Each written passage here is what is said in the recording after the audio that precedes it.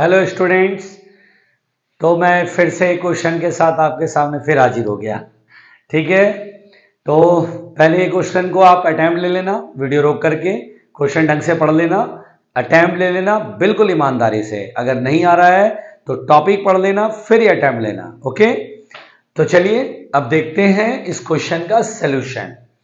तो यहां पे क्या बोलता भाई, if the n rows each containing m cells in series, मतलब नंबर ऑफ रोज कितने हुए n ऐसे, और m cells in series ऐसे से m cells in series आपको एज्यूम करना है।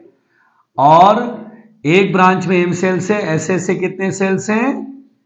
चलो भाई, ये mixed grouping of the cells का क्वेश्चन समझ में आ रहा है। और ऐसे से कितने रोज हैं, n रोज हैं। चलो भाई शानदार, बहुत बढ़िया। और इसको लोड रजिस्टर से कनेक्ट भी करना होगा। ओके, देखते हैं आगे क्या बोलता है maximum current is taken from this combination across an external resistance of 3 ohm. ओ यानी लोड रेजिस्टेंस 3 ओम है, तो we get the maximum current. ओहो, मैक्सिमम करंट 3 ओम, तो कंसेप्ट क्या बोलता था मैक्सिमम पावर थ्योरम में, अगर करंट मैक्सिमम जा रहा तो पावर भी मैक्सिमम होगा। तो करंट जो है यहां पर मैक्सिमम, यानी मैक्सिमम करंट का मतलब यहां पर पावर मैक्सिमम होगा। इसका मतलब load resistance must be equal to the internal resistance. Load resistance capital R must be equal to the R equivalent. याद आ रहा होगा ये कॉन्सेप्ट। तो लोड रेजिस्टेंस कितना है 3 ओम, और आर इक्विवेलेंट याद करो एम सेल सीरीज में है, तो रेजिस्टेंस इस सीरीज कॉम्बिनेशन कितना होगा m इंटू आर। इंटरसेक्शन दिया हुआ है क्या, intersection of each cell is 0.5 भी। ओके, तो m इंटू आर, और उसके बाद ऐसे ऐसे n रोज पैरेलल में, तो पैरेलल में क्या करेंगे n से डिवाइड कर देंगे, m r अपॉन n।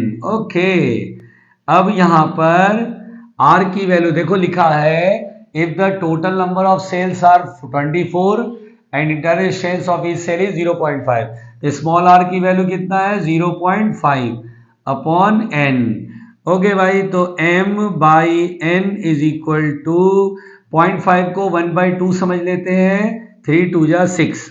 ठीक है, अच्छा मुझे m और n की वैल्यू ऑप्शन में दिख रही है। ठीक है, तो m और n की वैल्यू निकालनी कुल मिलाकर। अच्छा, तो ये तो हो गया फर्स्ट इक्वेशन। दूसरा इक्वेशन कैसे बनाए, तो यहां पर अगर आप गौर करें, total number of cells used are 24। देखिए, अगर एक बेंच पे m बच्चे बैठे हैं, m स्टूडेंट बैठे हैं, ऐसे ऐसे n बेंच है, तो टोटल नंबर ऑफ स्टूडेंट कितने होंगे m इंटू n, है ना भाई। जैसे एक बेंच पे 4 बच्चे हैं, 2 बेंच है तो 8 बच्चे हो गए, 3 बेंच है तो एक बेंच पे 4 है तो 4 3 12 हो जाएगा। तो यहां पर नंबर ऑफ सेल्स कितने लिख रहे हैं m इंटू n, ये मैं मिटा रहा हूं, और यहां पर अपन लोग लिखेंगे सेकेंड इक्वेशन का भी कहानी बन गया भाई, m इंटू n कितना होएगा 24। ये हमारा सेकेंड इक्वेशन है। एक काम करते हैं, m इक्वल टू 6n यहां से फर्स्ट इक्वेशन में दिख रहा है, यहां पुट कर लो m equal to 6n into n equal to 24, तो 6 4 जा 24 हो जाएगा, तो n square is equal to कितना होगा 4, तो n इक्वल टू तो भाई 2 आ गया, n इक्वल टू 2। और अगर n इक्वल टू 2 है तो यहाँ 2 रखेंगे तो इधर जाएगा, तो 6 2 जा 12, तो m इक्वल टू 12 भी हो जाएगा। भैया देखो ये ऑप्शन कहीं पे मिल रहा है क्या, m equal to 12 and n equal to 2। Yes, third option मजे की बात है, थर्ड ऑप्शन एकदम सिंपल है ना। तो m equal to 12 n equal to 2। Okay, तो आज के लिए बस यहीं तक, और ये क्वेश्चन अगर नहीं समझ में आया तो रिप्ले कर लीजिएगा। ओके, मिलते हैं नेक्स्ट वीडियो में।